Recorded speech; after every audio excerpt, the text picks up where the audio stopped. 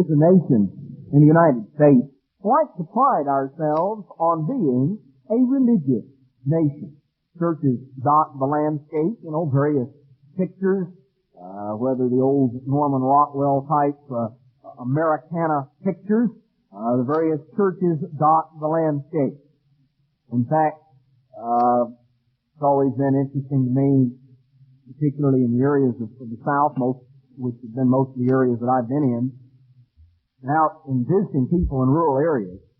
When you go to give directions in a rural area, there's almost always one or two Baptist churches that, kind of figure in the directions. I mean, you almost can't give directions in some of these rural areas, without mentioning, a church or two, because when you go down that road, you come to that Baptist church on the corner over there, and that's where you turn.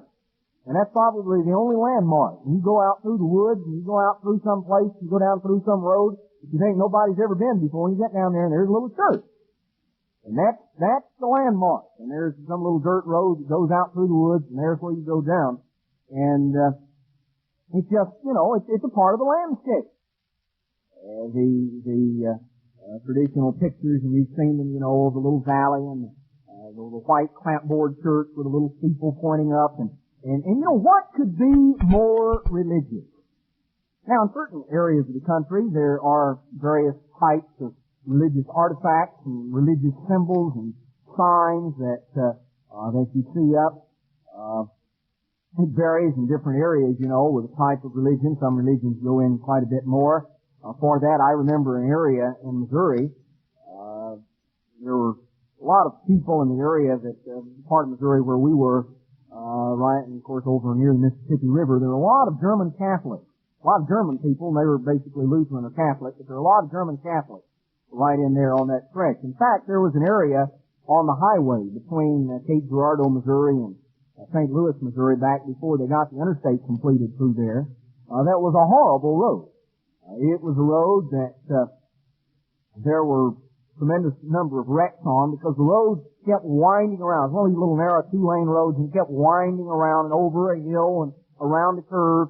And there was a tremendous amount of traffic because this is the road that went between St. Louis and Memphis and coming on down south. And so all the big truck traffic and everything coming down, a tremendous amount of traffic going back and forth on this stretch. And with that type of road, of course, it's very difficult to pass. And yet traffic would get backed up and it would be going slow. And of course, you know how people are. They get frustrated and they're going to pass anyway. Which meant, in many cases, passing on hills or curves. And the resultant fatality rate was very great. In fact, it was interesting. The only place I've ever been like that, but they actually had, you've seen these old Burma shade signs, some of you remember back, a few years back, I guess that's been, maybe 15, 20 years ago when those things really dotted the landscape, these little things you go along and read. Well, they had some signs like that. They weren't up my Burma shade. They were actually, the Catholic Church had actually put them up, and it was, various prayers. Actually, what it amounted to was the last rites, actually printed out on these little signs. And as you drive down the road, you'd read it off. Hail Mary, Mother of God, and it'd just go right down the line on different signs. You'd read off the whole thing, take about 6 times. And so you could actually, get yourself prepared while you were going down car wreck alley there, because I guess they put that up. Figured that was. I don't know how many people got in wrecks because they were reading the signs and not paying attention to the road. But anyway, you see those type of things. And of course, various areas you have a lot of pictures, a lot of religious pictures, all types of little statuary and candles and incense. And in fact, when I was down in South Texas, somebody had improved on the market. They had put sacred incense in an aerosol spray can. And it was to be sprayed in a certain configuration. It was for sale down there. And, it was, I guess the newest thing. Technology marches on. But, one of the things, of course, people notice when they come in contact with God's church is the fact that we don't normally have a lot of the outward form and show of the things that people consider as religion. Now, of course, most of the places we meet are rented facilities, and so perhaps people don't expect to find steeples and funny-shaped windows and various artifacts around. But if you were to go into an area, when we built the auditorium, for instance, in Pasadena, or you were to go there on the Big Sandy campus, various places where we have built, you don't find those things. Why is that? Is there really anything wrong with some of these symbols? You find various little things that people wear. This has become various little trinkets people wear around their neck. You find everything from crosses to the signs of the zodiac to all types of things. And, if you say something to someone about an item like that, their comment, of course, is, well, I don't worship that. I know that is not God. I don't worship that. If you were to ask someone who was, had various of these artifacts maybe up in their home or wherever, they would tell you something similar to that. They don't claim that picture or that little piece of statuary is their God, literally.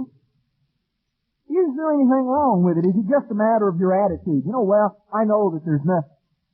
What about if you were shopping? Maybe you were, maybe you were visiting somewhere. And, you saw some cute little trinkets. Maybe you were visiting in an Indian village, or maybe you transferred to, maybe some foreign seaside. Maybe you were in Hawaii or some area like that. And you came up with some real cute little things. They look cute. Or maybe, you were in an area and you see them around. Various little pieces of statuary, that represent, all types of actually pagan deities. Everything from totem poles to little miniature Buddhas, to you name it. Is there really anything wrong with that? Is it just a matter, it's a matter of your attitude. I know that's no God. I just thought it's kind of cute little trinket. I like to sit it up here on my desk, or I like to sit it over here. Is that all right? Is there anything wrong with that? Well, I want us to understand some things today, and that I think can be helpful. And not just a matter of these things that are outward and that are obvious, some of the things that we might think of, but let's notice back in Exodus chapter 20. We read last week that God said that we are to have no other gods before Him. Now let's continue on to the second commandment in Exodus chapter 20 and verse 4. God said, "You shall not make unto you any graven image, or any likeness of anything that is in heaven above, or that is in the earth beneath, or that is in the water under the earth. You shall not bow down yourself to them, nor serve them.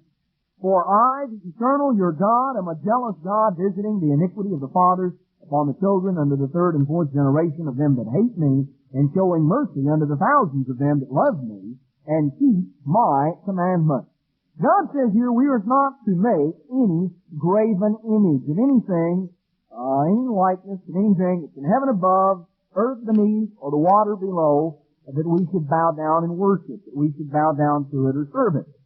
Now what is God talking about here? We talk about idols and idolatry, and I think there are various ramifications of that certainly apply to us in our modern context, that maybe we don't focus on as much.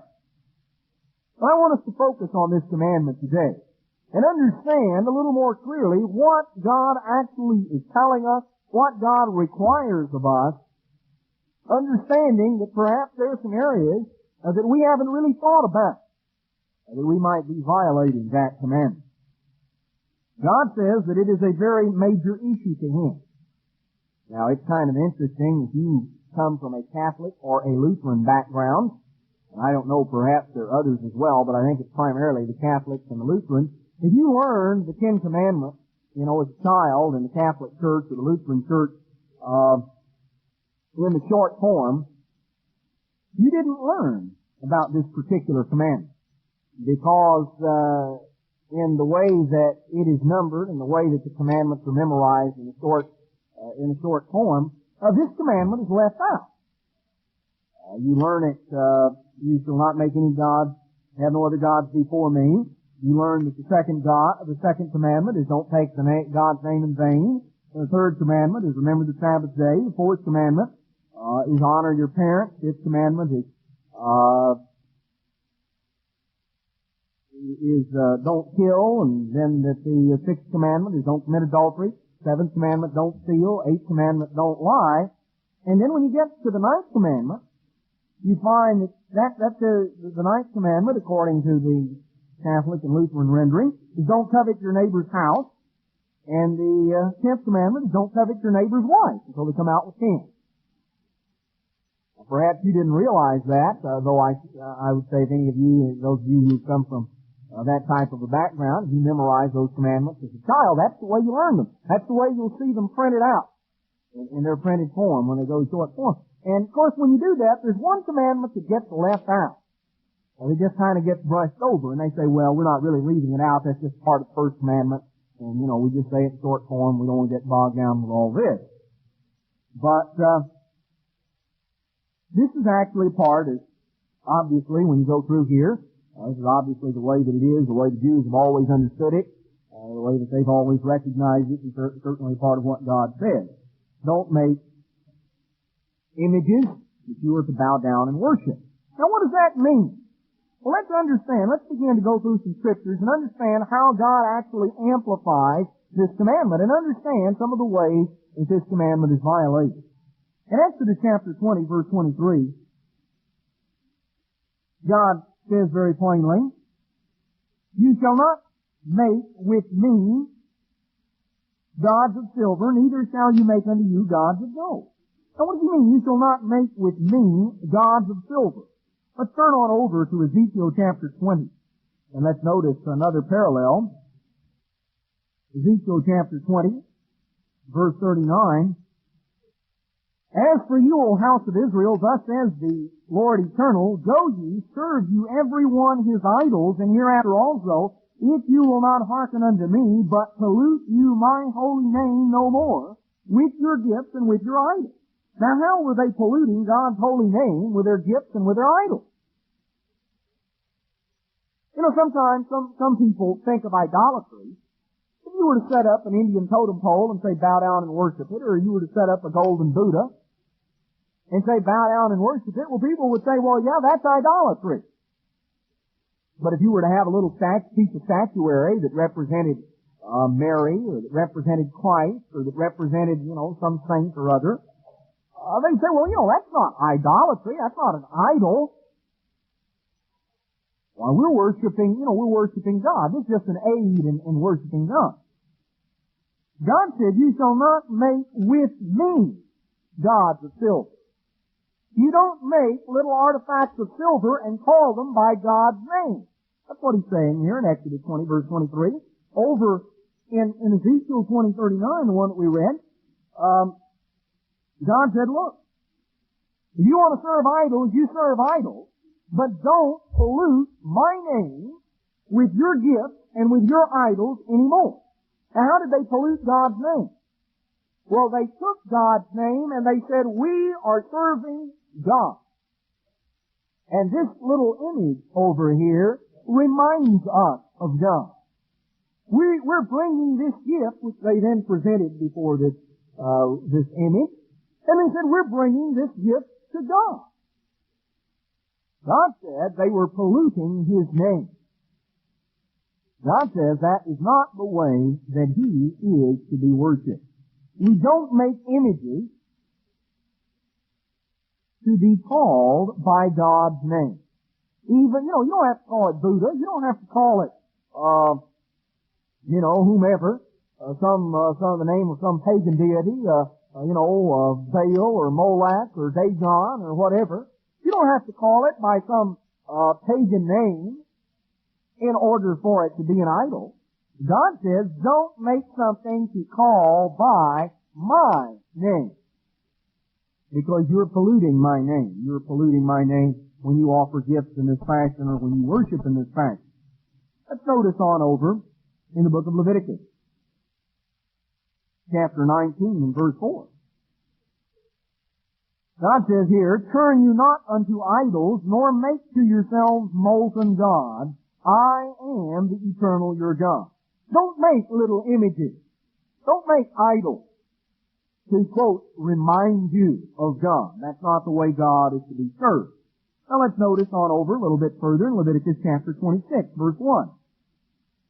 You shall make no idols, nor graven image, neither rear you up a standing image, neither shall you set up any image of stone in your land to bow down unto it, for I am the eternal your God. Now God is not just completely repeating himself here. There are several different things that are mentioned. You don't really get it from just reading the King James. It's not clear here. But the idols and the graven images were fairly similar. The idols mainly had to do with composition. But when it says, neither shall you rear up a standing image, this had to do with a particular type of upright obelisk. Is actually what it referred to. Kind of an upright, it was not a carved figure like a man or a cat or a dog or some animal or something. It was basically just an upright image, an upright post, normally made from stone. That had to do with. Now what about that? Well, we're going to see about that in just a minute. Or any image of stone, and this had to do more with this had to do with, well, like an icon. This was a particular type of artwork. God specified several types of artwork. Not the artwork was prohibited, but making something of a religious nature that you would bow down unto it. All right? So we see that we were forbidden here to make things that we're to bow down to, that we use as an aid or an instrument of worship. People say, well, we're not worshiping that image. We're not worshiping that picture. We're not worshiping that statue. We're trying to worship God. We just need something to help remind us of God. Notice what Jesus Christ said back in John chapter 4. John chapter 4 verse 23. Jesus said, the hour comes, and now is, when the true worshiper, now you want to be a true worshiper of God? The hour is coming, and now is, when the true worshiper shall worship the Father in spirit and in truth. For the Father seeks such to worship Him. God is a spirit, and they that worship Him must worship Him in spirit and in truth. God says that we are to worship Him in spirit and in truth. God is a spirit. We're to worship God in spirit and in truth. We're not to worship God using various physical artifacts, various physical images. We're to worship God in spirit. Now, we're going to come back and we're going to tie in some of these things a little later, but we notice this particular reference in Leviticus 26 verse 1 where it talks about the upright images or the upright stone, the obelisk, actually is what it refers to. Notice back in Jeremiah 43. Jeremiah 43 verse 13. God talks about here how He's going to smite the land of Egypt. In verse 12, I'll kindle a fire, and the houses of the gods of Egypt shall burn them. Verse 13, He shall break also the images of Beth-shemesh, that is in the land of Egypt, and the houses of the gods of the Egyptians will He burn with fire. He shall break also the images of Beth-shemesh. Now, what is that? Well, Beth-shemesh means in Hebrew, the house of the sun. So Beth-shemesh was a city in Egypt. And the name meant the house of the sun. This is the Hebrew form of the name. It is known today, the more common name that it is known by is the Greek name, Heliopolis, which again means the city of the sun. The city of the sun god. Heliopolis. Now there was, this term, the images, verse 13, is a particular word in the Hebrew. It is the same word that was used back in Leviticus 26:1 that means an upright obelisk. An upright obelisk.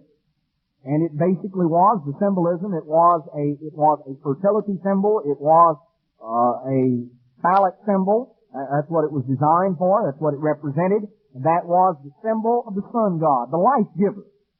You see, that was why they used the sun. That was why they used the symbolism. I think I have to be much more explicit than that. And this was an image that was set up there in this Egyptian city of Heliopolis or Beth-Shemesh. Now, it's an interesting story what happened to that particular obelisk. Did you realize that obelisk is an image of great religious significance in the world today? This image,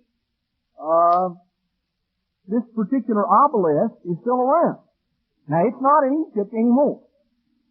No, it left Egypt. It left Egypt about over 1900 years ago. There was a Roman emperor, a man by the name of Caligula, that decided that, this image, this particular obelisk, this center of sun worship, there in Egypt, in Heliopolis, or Beth-Shemesh, was too good to leave in Egypt. It was such a tremendous symbol that we needed to move it. So it was a tremendous feat. But the Emperor Caligula removed this particular obelisk from Heliopolis in about 40 AD, and he carried it to Rome, logical place, and he erected it in his circus on Vatican Hill. Now, of course, a little bit later, the show changed, and it wasn't Caligula's circus on Vatican Hill anymore. There was something else that was going on. This became a great religious headquarters. And the building known as St. Peter's Basilica was built there. And this great obelisk was remaining right there, pretty much in the center. But when they built St. Peter's, the obelisk was off-center. And so in 1586, Pope Sixtus V actually had the obelisk that Caligula had brought from Heliopolis, had the thing moved over a few feet, so that it would be exactly centered before the entrance into St. Peter's. And in fact, it's interesting when you read the story and the number of scenes and everything. There was a death sentence on anybody. He pronounced a capital sentence on the workman if anything happened to the obelisk. Woe be, if you break the thing when you move it. And they didn't break it, and so they got special blessing. And it's an interesting story when you want to read it, but it was actually moved to its present location in 1586 by Pope Sixtus V. And it only amounted to a very short distance. It was there on the same general location, but it was moved over to be exactly centered. It is quite an obelisk. There were two other obelisks that were brought from Egypt. Ironically enough, one was set up in London, and one was set up in Central Park in New York.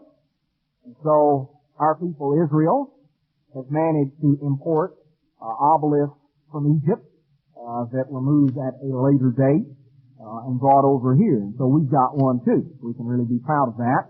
One of the standing images, the obelisk, the symbols of the sun god, the fertility symbol. Now, it didn't stop with that, because you see, everybody can't afford the real thing. Everybody can't go to Heliopolis and move one over. There weren't that many. So, of course, replicas abound. And that is why the obelisk in the form of a steeple, and a steeple is just a modified obelisk. That's where it comes from. It's interesting. Just read it in any encyclopedia on religious history, that it is simply, a carry down of the obelisk, as a religious symbolism of an obelisk. God refers to it back in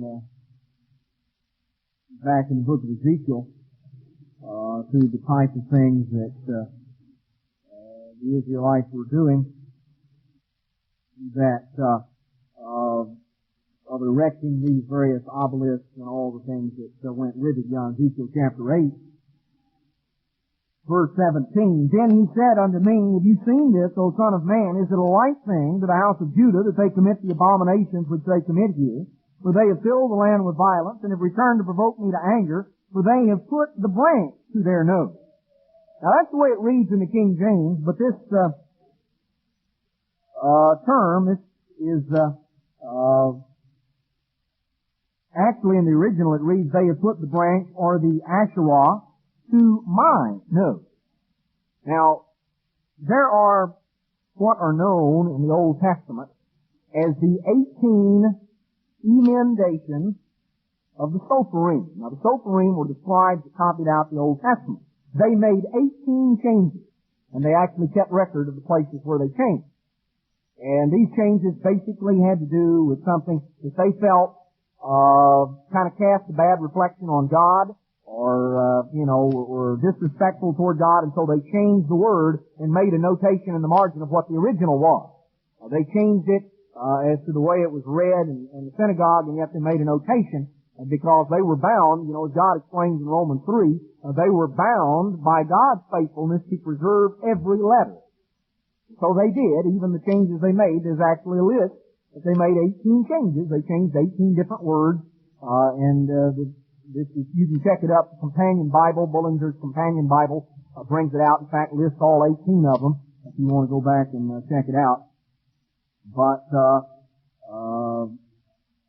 actually it reads, they put the Asherah to my nose.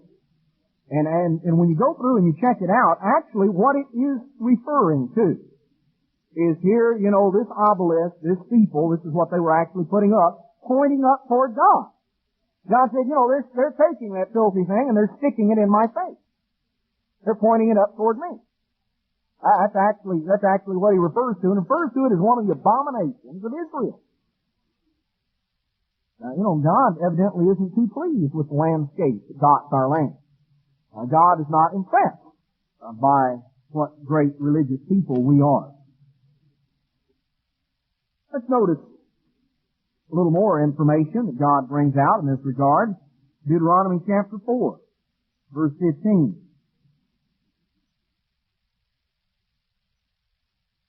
Take you therefore good heed to yourselves, for you saw no manner of similitude on the day that the Eternal spoke unto you out in Horeb out of the midst of fire. Now here's Moses' parting words to the Israelites, and he says, look, now I want you to remember something. When God spoke to you and gave you the 10 Commandments, you did not see anything, did you? No, we didn't. You didn't see an image. And he says, I want you to remember that, lest you corrupt yourself and make you a graven image, the similitude of any figure, likeness of male or female, the likeness of any beast that is on earth, likeness of any winged fowl that flies in the air, the likeness of anything that creeps on the ground, the likeness of any fish that is in the waters beneath the earth, unless you lift up your eyes unto heaven, and when you see the sun, and the moon, and the stars, even all the hosts of heaven, should be driven to worship them and serve them, which the eternal your God is divided unto all the nations under the whole heaven. But God has brought you out. You're to be unto Him an inheritance. And he says, now look, you don't go out and make some type of an image to worship. That's not the way that God is. Deuteronomy chapter 16, verse 21. Now, here it brings out, you shall not plant you a grove of any trees near unto the altar of the eternal your God, which you shall make you. Neither shall you set you up any image which the eternal your God hates. Now, this particular grove was an Asherah. It was a grove that was used for idolatrous purposes. Normally, pagan churches were set, pagan places of worship were always set on a hill in a grove of trees, surrounded by a grove of trees. That's kind of interesting, because that is the standard way that we have these little, rural churches all over the country. They're always on a hill in a grove of trees. Like they went back and they read in Deuteronomy 16:21 and said, well, Now it says, don't here planting a grove of trees near to the altar. Well, here, let's build us one. Just like God said not to do. Neither shall you set up any image which the eternal your God hates. Not to set up any statue, any upright obelisk, any steeple, anything like that, which God hates. See, it's a pagan symbol.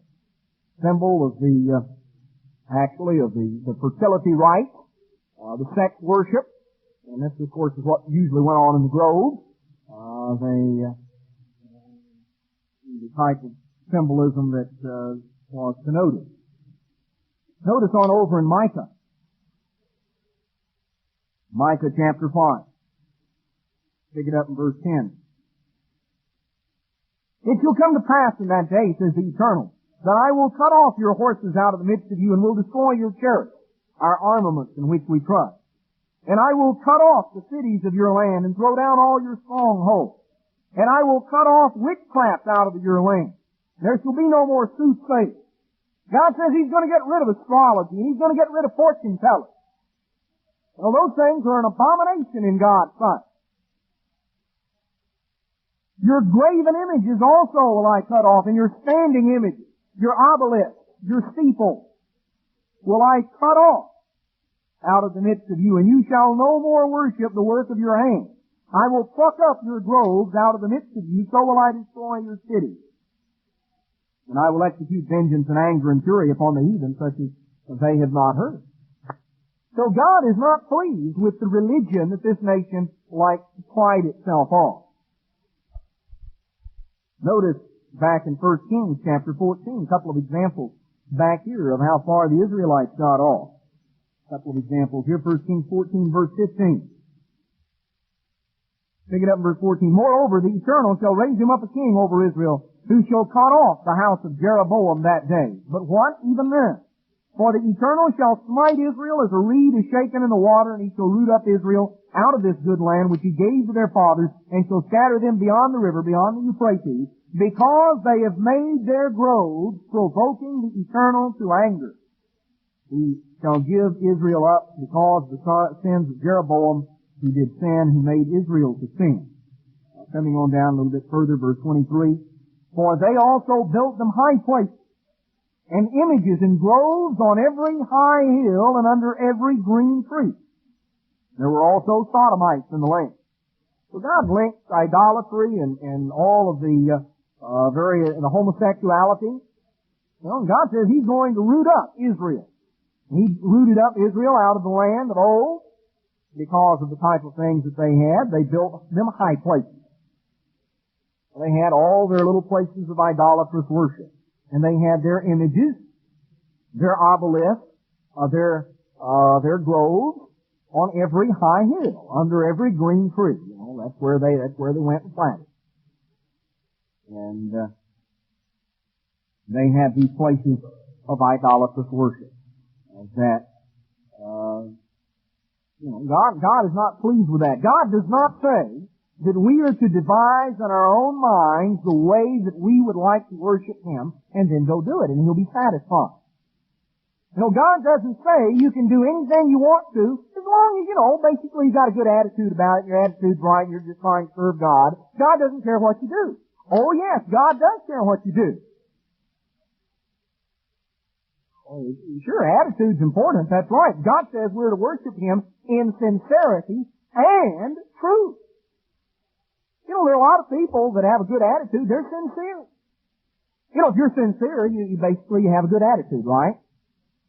But God says that just worshiping Him in sincerity is not enough. You have to worship Him, we're told, in sincerity and truth. That's what we're told back in 1 Corinthians. Christ states it in 1 John, or not in 1 John, but in John chapter 4, in spirit and in truth. And that would correspond, with your heart. But truth, we also must worship God in truth. It's not enough to just worship God the way that you think ought to be okay. You have to worship God the way God says is okay. God is not pleased, God is not satisfied with our using our own imagination and our own way to concoct our own invention in terms of religion. Now, what about pictures of Christ? Well, we see here not to make any images of God. What about pictures of Christ? Surely, is there anything wrong with that? Notice, to begin with, let's notice a couple of things. God emphasized that we were not to make any images of God. We were not to, to make an image of God. Well, what about Christ? Well, notice John chapter 1, verse 1. In the beginning was the Word was with God, and the Word was God. Now, of course, the Word is Jesus Christ. Here we're told that the Word, Jesus Christ, was God. Notice back in Hebrews chapter 1 and verse 8. But unto the Son he says, Your throne, O God, is forever and ever. And the scepter of righteousness is the scepter of your kingdom. Unto the Son he says, Your throne, O God. Jesus Christ is God. So any commandment or any prohibition that attaches to God also applies to Jesus Christ. Now the images, the various pictures, the various statuary, the various paintings that purport to represent Jesus Christ give a completely wrong, distorted picture. They don't even look at all like Christ looked. In fact, they look the very opposite. We're told, for instance, in Hebrews chapter 7 and verse 14, For it is evident that our Lord sprang out of Judah. Very plainly, Jesus Christ was a Jew. Now the pictures, the various, little pictures and statuary and things like that, the features are anything but Jewish. They certainly don't look Jewish. The coloring is not, the features are not, usually very, kind of thin and soft and aquiline features, looking, with a feminine type of a softness. Not at all, like Jesus Christ looked, and we're going to prove that in just a couple of minutes. Number one, Christ was a Jew. This is very plain. Notice on over in 1 Corinthians 11, verse 14. Does not even nature itself teach you, if a man have long hair, it's a shame unto him? Now it makes the point on up here, in verse 4, that any man who has long hair actually dishonors Jesus Christ. What it says in 1 Corinthians 11:4, I'm just paraphrasing. Now Jesus Christ very obviously did not have long hair, and yet all these pictures always picture him as having long flowing locks. Well, he says any man that wears long hair is actually directly dishonoring Christ, and that it is a shame, even just from a natural standpoint, even leaving God out of the picture. It's a shameful thing. So obviously Jesus Christ did not wear long hair, and yet all these pictures always picture, long flowing locks. All right. Let's notice back in Isaiah 53. Jesus Christ is generally pictured as painted in a way as to look very soft and feminine and with an. Let's notice back in Isaiah 53. Jesus Christ is generally pictured as painted in a way as to look very soft and feminine and with an outward beauty almost. In fact, there's usually kind of a halo and painting around there and this kind of sticky sweet smile on his face. We're told here in Isaiah 53:2, For he shall grow up before him as a tender plant, as a root out of a dry ground. He has no form or comeliness, and when we shall see him, there is no beauty that we should desire him.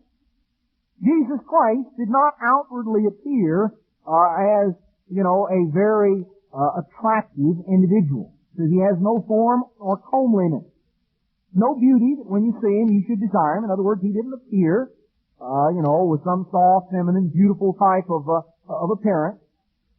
That he was not, what you'd call even exceedingly handsome.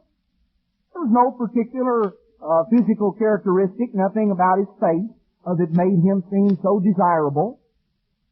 All these pictures give a completely wrong, distorted view. When you see the ones with the crucifixion, they usually show like a little drop, maybe a little drop of blood here or there. Well, it goes on and talks about the way that Christ looked when He was crucified in Isaiah 52:14. As many were astonished at you. His visage was so marred more than any man, His form more than the sons of men. In other words, He was unrecognizable. He had been beaten to a bloody pulp. As that Roman cat of nine tails had ripped His flesh, He was literally unrecognizable. If you've ever seen someone that perhaps has been involved in maybe a serious automobile accident or something, and her face is all puffy and swollen and bloody, and you look at them, even someone that you've known real well for a long time, and you just almost can't recognize. It's hard to actually recognize. So what do these pictures do? Well, they completely distort and pervert what Jesus Christ was like, completely distort what His sacrifice was all about. They don't convey any of this.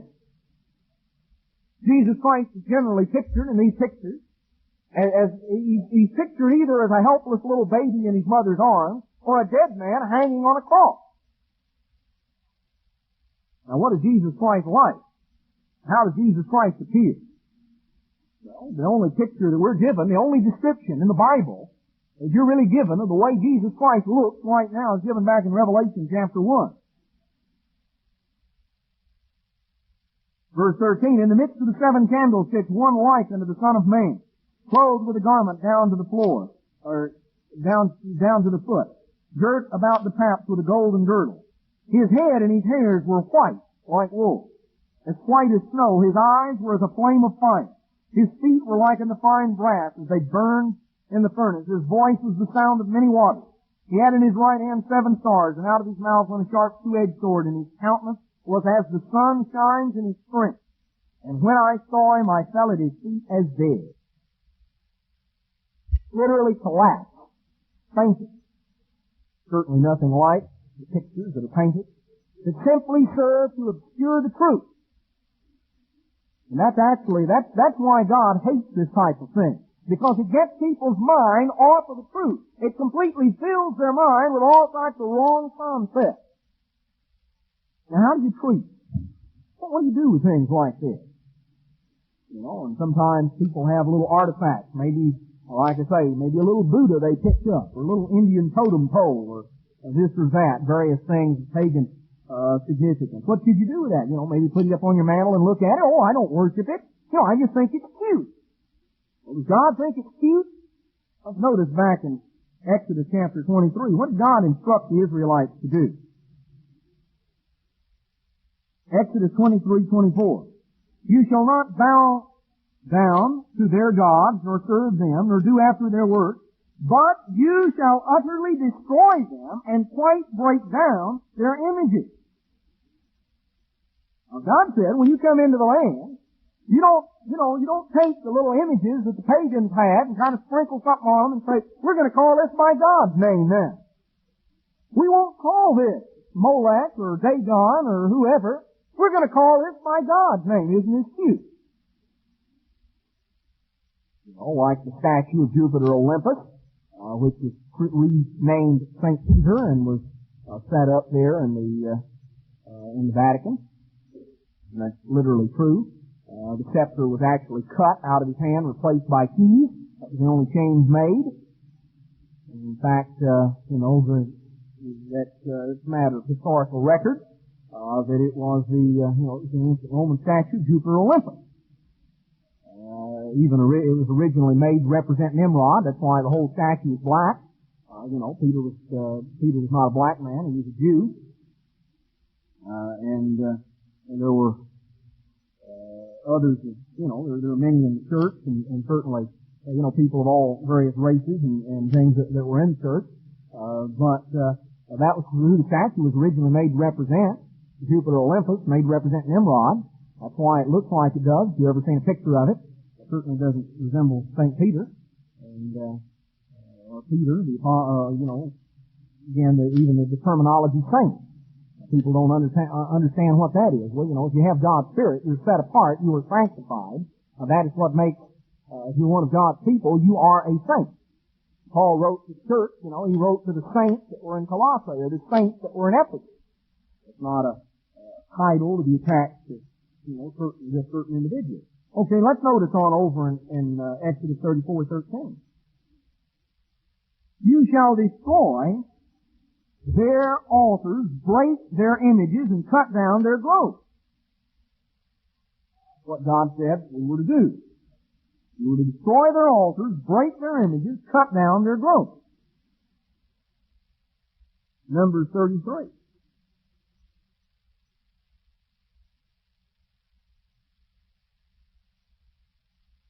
Numbers 33:52. Then you shall drive out all the inhabitants of the land from before you and destroy all their pictures and destroy all their molten images and quite pluck down all their high places. God says we're supposed to get rid of it. Notice on over in Deuteronomy chapter 7, verse 5.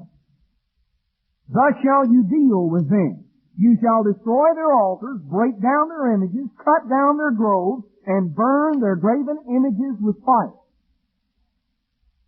God, God's going to upset a few people when Christ comes back, establishes the millennium. A lot of what people think are great artwork, great works of art, God's going to destroy. God's going to burn it up.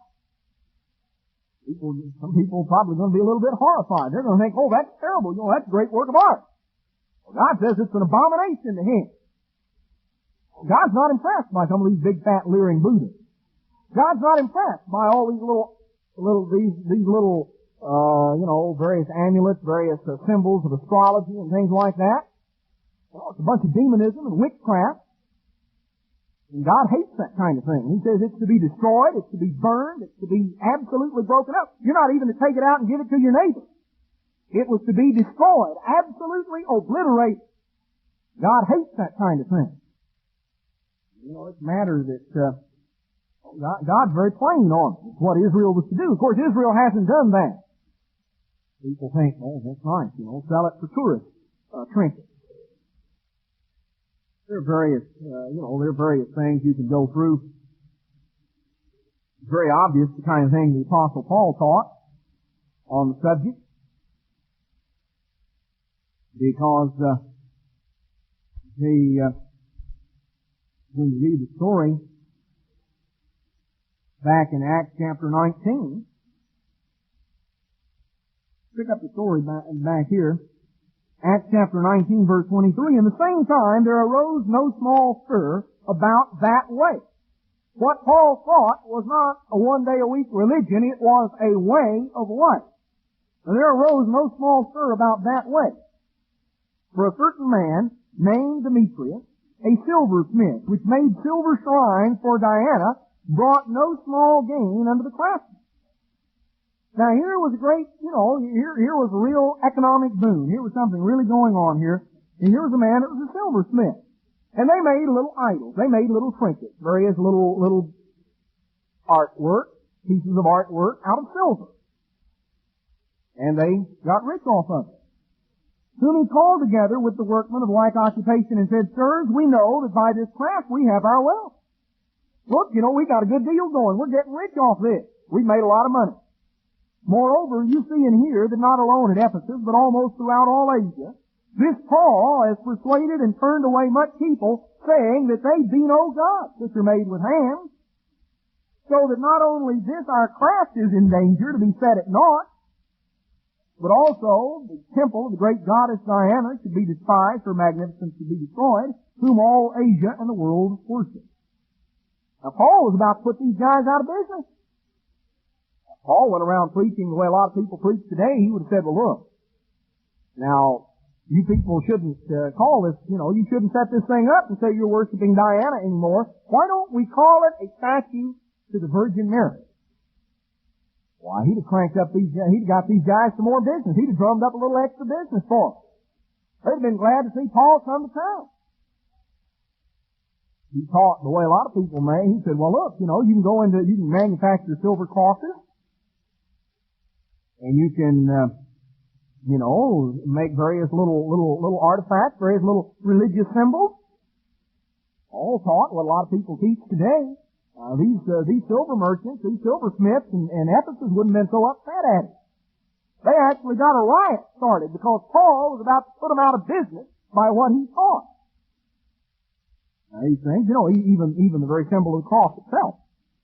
It's interesting. You can look, if you get some books on, for instance, the early history of America, it's just a matter of historical record. There are, the symbol of the cross was very widely used in religious symbolism in pre-Columbian America. It figured in the religious usage of the Indians, and certainly the Mexican Indians. It figured in religious usage down in Africa. It figured there are iron crosses, there are metal crosses, stone crosses used that were discovered by archaeologists down in Central Africa. There are tombs in Egypt where the cross is engraved in there, various types of crosses. Because there are various types of crosses. There's the Latin cross and the Greek cross, the Maltese cross, St. Andrew's cross, the various types of crosses. They all look a little different. They can't all be what Christ was crucified on. In fact, very likely none of them are what Christ was crucified on. Because the Greek word that's used, is translated cross in our English Bibles, with the exception of one place, it's translated tree back in Peter, in one place, but it's the Greek word sorrow, which means an upright pole or stake or tree trunk. And it doesn't necessarily carry the connotation at all of what kind of cross piece that it had on there. And that's merely a matter of conjecture. The idea of kind of wearing something or viewing something as a good luck charm, it's interesting. I'm not going to go back, but if you go back to Genesis, chapter 4,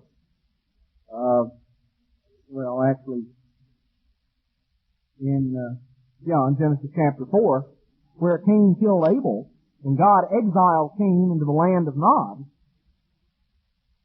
that he set up a mark for Cain, a mark or a sign. The Hebrew word translated mark is the Hebrew word O-W-T-H. It is a mark, a sign, a beacon, a flag, some type of symbol that he set up. Is actually a boundary mark to differentiate between the land of Eden and the land of Nod. That was set up to actually kind of make the demarcation there as to the land where Cain was, and beyond which no one else, the rest of the human race, was not to go. It was a marker, a beacon that was set up for Cain. And when you study into it from a historical standpoint, you get an idea as to, a very logical way. You want to call people's attention to something. You take, make up some type of, some type of a cross piece, take a couple of, logs or something, lash them together and put them up as like a sign to catch people's attention. And it actually came to be viewed by the descendants of Cain as a good luck charm, because that was, what protected Cain's life. And for probably Cain himself, certainly his descendants, came to actually wear a small miniature version of this around their neck as like an amulet, something to protect them as a good luck charm. And that was actually the symbol of the cross, the shape there. It gave it to where the letter T comes from, as a matter of fact. It became the symbol of Tammuz in post-flood world, and it was the symbol that stood for him was the letter Tau, the first letter of his name, which was made in the shape of this good luck charm that stood for Tammuz. Kind of an interesting story. You can go through, trace it through, and the way that it actually came in was not even attached at all to Christian worship until over, so-called Christian worship, until over 300 years after the time of Christ. But, there are many things that come in. And a lot of the things that parade under the guise and the context of religion, are the very opposite of what God teaches. Now maybe we say, well, we don't do those things. We don't have idols. We don't have these various pictures and artifacts and symbols. We don't go around, these little astrology, astrology signs, the various signs of the zodiac. We don't go around with those things.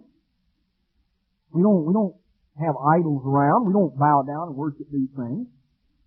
You know, there are a number of other applications to what it means to commit idolatry. You know, an idol was something that we use in worship. What does it mean to worship? Webster defines worship as adoration, unbounded admiration, extreme devotion, intense love. You know, it's interesting even some of the terminology we use. When we use the term idol today, people talk about matinee idols. They talk about movie stars. They talk about someone being my idol. And certainly various movie stars in the more recent date, various rock stars, the term idol. You know, calling someone a teenage idol. Well, what does it mean to worship? It means to adore, to have unbounded admiration for, extreme devotion to. Would you say that, you know, some of these people are properly called idols? Well, according to Webster's dictionary definition, there are a lot of people that worship some of these characters. You know, you go in some people's room and you think you were in a shrine. They've got all kinds of pictures and it looks like some kind of demon shrine because some of these things look horrible. You know, covering the wall. You expect the incense there, you know, going up. I don't know, you know, if you do more, I don't know all of the rites that are attached to that, but you know, you've got enough stuff there to make a real, you know, real pagan scene there. But this type, when you see it, you know, some of these characters come to town, whether it's the movie stars or the various rock stars or whatever. You see the way that certain people in unbounded devotion, they'll go down there and they'll stand in line for hours and hours. They'll scream and they'll shout and they just virtually lose themselves. They'll tear at the clothes. They will do anything and everything. Is that adoration? You know, kind of sit and gaze at the image. Like a beatific vision or something. Unbounded admiration, extreme devotion, intense love. You know, there are various types of idolatry, and that can apply to a variety of things. You know, some people have an unbounded devotion. You know, you have an unbounded devotion to something, you are worshiping it. You know, your devotion to anything and everything except God needs to have certain bounds. Jesus Christ said, no one coming to Him that did not love much less by comparison his father, his mother, his brother, his sister, you know, even his own wife, couldn't be His disciple. You know, what you put first in your life, what you give your allegiance to, what you give your devotion to, what you venerate, what you adore. Let's notice another application. Back in the book of Colossians. Colossians chapter 3 and verse 5. We're told, mortify, put to death, therefore, your members which are upon the earth.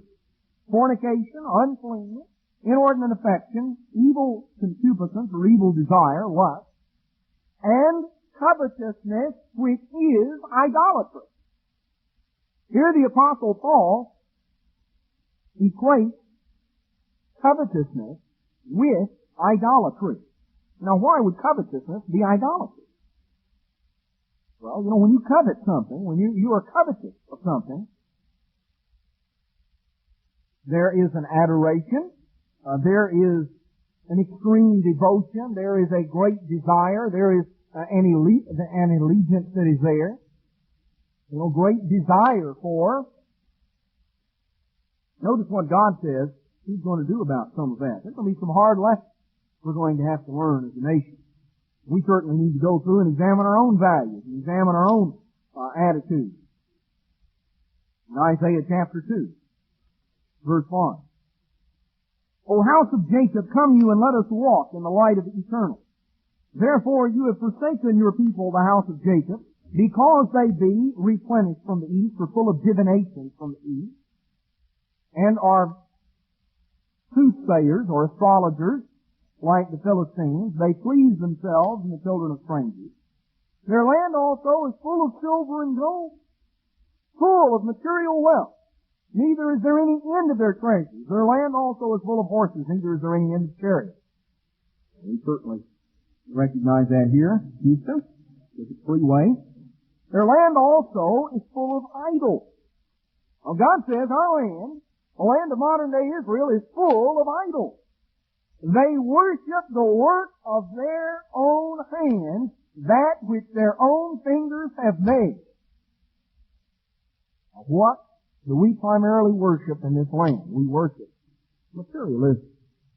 We worship, God says, the work of our own hands. The mean man bows down, the great man humbles himself, therefore forgive them not. Enter into the rock and hide you in the dust for fear of the eternal, for the glory of his majesty. Speaking here of the time coming of the day of the Lord. The lofty looks of man shall be humbled.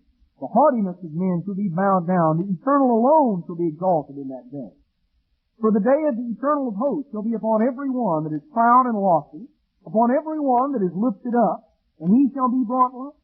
Upon all the cedars of Lebanon that are high and lifted up, upon all the oaks of Bashan, upon all the high mountains, and upon all the hills that are lifted up, upon every high tower, upon every fenced wall, upon all the ships of Tarshish, upon all the pleasant pictures, referring here to these various idolatrous pictures. And the loftiness of man shall be bowed down, the haughtiness of men shall be made low, and the eternal alone shall be exalted in that day. And the idols he shall utterly abolish. He's not going to leave some around for people to look at.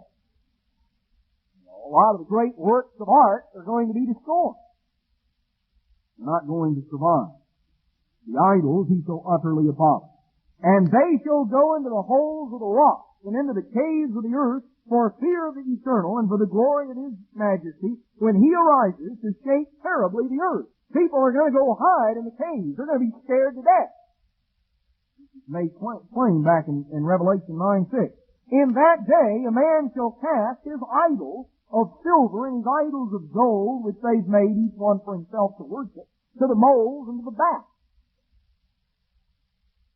Go into the clefts of the rocks, into the tops of the ragged rocks, for fear of the eternal, for the glory of his majesty, when he arises to shake terribly the earth. Cease you from man, whose breath is in his nostrils, for wherein is he to be accounted of. God says he's going to shake the earth, and when the day of the Lord comes, Jesus Christ begins the process of judging the earth that final year prior to his return. The things that people have put their trust in, and in this land, certainly, the gods of materialism, our idols of gold and silver, and we have idols of gold and silver. You know, a lot of people think the way to prepare for the coming crash is to stock up on gold. Oh, they're going to be prepared. They're going to be in good shape. Well, you know, if you have a little bit of gold jewelry or something like that, and you can, treat it as something that's nice or that's attractive or that's pretty. That's one thing, but if you're thinking, if you're somehow going to protect yourself, you're going to put your trust, boy, this paper money's going to collapse. I'm going to be prepared. I'm going to stock up on gold. Well, there are people that do that. God says that before all is said and done, they're going to throw their gold to the bats and the moles in the cave. He talked about back in Revelation 6, it talks about that type of thing. How the stars of the heaven begin to fall, and the heavens depart as a scroll. Kings of the earth, the great men, the rich men, the chief captains, the mighty men, every bondman, every free man, hid themselves in the dens and in the rocks of the mountains. Then in the mountains and the rocks fall on us to hide us from the face of him that sits on the throne, from the wrath of the Lamb. The great day of his wrath has come. Who shall be able to stand? God is going to begin to intervene and shake the earth. People are going to find the things that they have put their trust in, the things they put their confidence in, the things that they have looked to, have failed in. And that, of course, is something that we're going to have to encounter. We're going to have to realize. Brethren, as we look around, as we understand God's commandments, God says we're not to use these various symbols in our worship. God seeks us to worship Him in spirit and in truth. We're not to make statuary or pictures or things like that to have a religious connotation, to be used as an instrument or an article of worship. We're not to bow down in front of something like that. In fact, we're not to have that kind of thing. All these various pagan symbols and whether it be the little idols or whatever the connotation, these various idols and pagan symbols, God says those things are to be gotten rid of. We are to get, because the reason that God comes down on that, and the reason that God is so strong on that, is because when people get these ideas, these false concepts, these false attitudes in their mind, it cuts them off from the knowledge of the true God. It keeps them from understanding the greatness and the power and the grandeur and the might of the great Creator God. They began to visualize. They began to serve. They began to look to the creation rather than the creation. We're physical creatures. And we want to get our attention focused on physical things. That is our tendency as human beings. That's why God warns so emphatically against it. Because when we begin to get our attention and we begin to get our mind filled up with these various physical things, they actually limit God. They, at least in our mind, they give us a very limited concept of God. Not the true concept. Not the concept of power and glory and greatness and grandeur that the Bible pictures. We need to have our minds purged of these false ideas and these false attitudes and these concepts that we carry. Because we've grown up in an idolatrous world. We need to examine ourselves for the various modern idolatries. Anything that we give our unbounded allegiance to, our adoration to. And it can be anything from material goods to the praise of other people. It can be anything from, a rock star to your own family. Anything that you allow to get in your way. Anything that you allow to be put first in your life that you give an unbounded devotion to. It actually comes between you and God. We need, brethren, to really examine ourselves and understand that God's law defines for us God's character. It defines the way that God is, the way that God thinks. It tells us what is sin. It is that mirror, that perfect spiritual mirror into which we might look and see ourselves and see the areas of our lives that we need to shore up in and have more of the understanding of God's way and God's viewpoint, God's perspective, and begin to sweep our minds clean of the cobwebs and the ideas and the attitudes that come from this world and from its ideas and its wrong attitudes.